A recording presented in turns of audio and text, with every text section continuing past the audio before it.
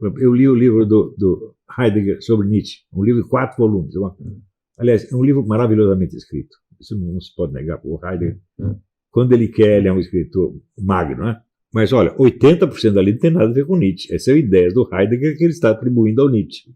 Eu falo, isso aqui é muito bom, mas valor histórico, isso tem um valor filosófico extraordinário. Valor histórico não tem nenhum. Eu não posso me basear no Heidegger para saber qual é o pensamento do Nietzsche. Então, isso aí vive acontecendo. Quer dizer, erros fatais na interpretação das filosofias já foram cometidos por praticamente todos os filósofos. Se você pega o livro, Karl Jaspers escreveu os livros sobre os grandes filósofos, vários volumes também. Tudo ali é brilhante, mas quanto das interpretações você pode tomar como se fosse uma exposição fidedigna do pensamento ali? Não pode. Então, quando ele vai expor a doutrina de Jesus, eu acho que ele não entendeu nada da doutrina de Jesus. Ele vai dar uma interpretação filosófica de Jesus. Ele diz, mas escuta, se o pensamento de Jesus fosse filosoficamente expressável, não precisaria existir Jesus. Porque o pensamento de Jesus, isso é coisa fundamental. Tudo o que nós sabemos e nós expressamos são coisas que nós pegamos da nossa experiência interior ou exterior. Tá certo? Então, existe um objeto, nós temos uma experiência desse objeto, a experiência pode ser externa ou interna, e nós dizemos isto. Mas o pensamento de Deus sobre as coisas não é assim. Deus não viu o mundo primeiro para depois tirar alguma conclusão e expressar. Não. O pensamento dele fez o mundo. No princípio era o verbo, e o verbo era Deus. E na hora que Deus falava as coisas, faça essa luz, o que acontecia? Eu falo, faça-se a luz, e a luz não acende, pô. Quando não pagou a conta de eletricidade, eu chego em casa e falo, faça-se a luz. Não acontece nada. Agora, Deus fala, faça-se a luz, e a luz aparece. Portanto, o pensamento de Deus, ele mesmo explicou, meu pensamento não é o vosso pensamento, meus caminhos não são os vossos caminhos, se desculpe. Então, nós não conseguimos imitar o modo de pensar de Deus. Nós pensamos humanamente sempre. E o pensamento humano é sempre a expressão parcial, deficiente de uma experiência que nós tivemos. Agora, o pensamento de Deus é anterior a qualquer experiência de qualquer objeto, que ele pensava no objeto antes do objeto existir. E daí ele mandava existir, a coisa começava a existir. Então, as pessoas esquecem disso. Elas pensam que elas estão expressando a palavra de Deus. Você está doido, você está expressando a sua palavra, meu filho. Pode ser baseado, inspirado na palavra de Deus. Idealmente, o que você gostaria que fosse, mas você tem certeza que é? Não, não tem. E você acha assim que vamos dizer, o dogma acumulado te dá essa certeza? Não, não dá, porque o dogma também tem que ser interpretado na hora que você o lê, meu Deus do céu. Você pega lá o Denzinger, que é a listinha dos dogmas, você acha que está tudo explicado ali? Fala, não. Depois que você leu, fala, bom, agora tem que entender isso aqui. O problema sempre continua. Quer dizer, a falha, a deficiência da inteligência humana é inerente à condição humana, nós nunca vamos vencê-la. Então, vamos dizer, a certeza absoluta só existe no domínio puramente formal, por exemplo, na lógica e na aritmética existe a certeza absoluta. Mas a lógica e a aritmética falam a respeito de quê? De nada. Elas não têm assunto. Elas não estão falando de realidade nenhuma, estão apenas falando de quê? De relações lógicas. Então, se você diz A igual a, bom, está aí uma certeza absoluta, mas que raio de coisa é o A? Pode ser qualquer coisa, tá certo? Então, existe a certeza absoluta no domínio puramente formal e em mais lugar nenhum. O resto é tudo certeza relativa. Porque se tem um objeto de experiência, então o seu conhecimento depende da sua experiência e você não vai passar além disso. Isso aqui foi o problema da minha vida, você está entendendo? Tudo que eu escrevi é para resolver esse negócio aqui. Como é que faz? Então, foi aí que eu cheguei à conclusão de que a finalidade da filosofia não é elaborar uma doutrina, mas é aprimorar a inteligência das pessoas para que a comunicação e a percepção se tornem mais eficientes. Isso é tudo, não dá para fazer mais nada. Por que você acha que Sócrates nunca chegou a expor uma doutrina final? Ele não tinha doutrina final nenhuma, meu Deus do céu. Ele só tinha a técnica de melhorar a consciência das pessoas. E foi isso que eu quis fazer. Tudo o que eu fiz é para isto.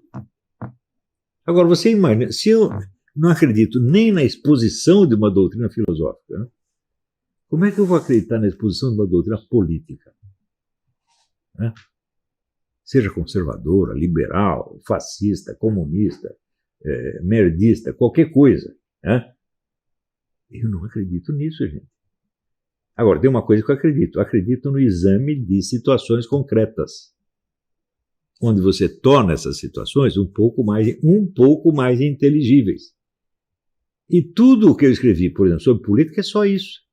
Me mostre um escrito meu, um único, onde eu esteja pregando algum tipo de sociedade. Nenhum. Você vê, até quando o pessoal fala temos que criar a sociedade cristã, eu não levo nem isso a sério, gente. Porque a sociedade cristã não é a sociedade que Cristo quer. É o que você achou que Cristo quer. Então, por exemplo, qual é o ponto certo do equilíbrio entre o rigor e a misericórdia? Porque Cristo tem esse. Ele é o equilíbrio perfeito dessas duas coisas. E ele só consegue equilibrar isso na prática porque ele é o equilíbrio, nós não somos. Então nós temos uma ideia a respeito, e a ideia é apenas um signo remoto da coisa. Está entendendo? Então, muitos amigos meus me perguntam, por que você não escreve um livro doutrinal que expõe a sua doutrina? Eu falei, mas eu não tenho nenhuma. O que eu estou dizendo é o seguinte, doutrinas filosóficas só servem para encher o saco. Se você quer fazer uma filosofia que funcione, faça como Sócrates. Desenvolva a consciência das pessoas. Então, é o livro do Júlio Stenzel, que é Platão como educador. Então ele mostra que a filosofia em Platão é eminentemente educação. Qual é o objetivo da educação e qual é a obra da educação? É um tratado de educação? Não, meu filho. É o aluno. O aluno que entrou burrinho e saiu mais inteligente. Isso é educação. Tratado de educação não resolve nada. Então, Platão tornou milhões de pessoas mais inteligentes. E até hoje nós temos uma interpretação correta da filosofia de Platão? Não, não temos. E não precisa ter, porque não foi feita para ser uma doutrina que vai ser ensinada para você. A de Aristóteles também não.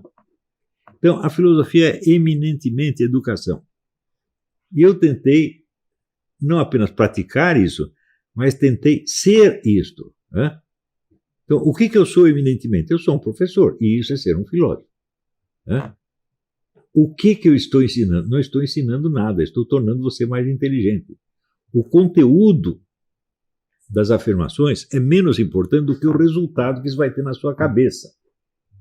Agora, pelo número de alunos meus, tá certo? Que se tornaram mais inteligentes e mostraram sua capacidade na literatura, na filosofia, no ensino, até na política, você vê que o negócio funciona e que eu sei fazer, pô. É só isso. Agora, perguntar qual é a minha filosofia política. Eu digo a minha filosofia política foi exposta no curso de filosofia política que eu dei lá na Universidade do Paraná. Então, a minha filosofia política é uma série de instrumentos de análise para que você, olhando a barafunda da política, entenda melhor o que está acontecendo. Isto é tudo. Né? E tudo que eu escrevi sobre política foram análises de situações específicas. Essa análise, é claro, podiam, às vezes, desagradar algumas pessoas e elas automaticamente achavam que eu estava do lado dos seus inimigos políticos. O que mostra que não entendem nada. Não é isso? Agora, se você quer entender o Olavo a partir das posições políticas dele, fala, bom, em primeiro lugar, eu não tenho posição política nenhuma. Né? Eu não posso ter. Só o que eu posso fazer é analisar situações concretas. Usando conceitos descritivos que, em parte, eu peguei da tradição da ciência política e da ciência social em geral, e, em parte, eu mesmo inventei. Por exemplo, o conceito do metacapitalismo, né? E vários outros conceitos descritivos. Né?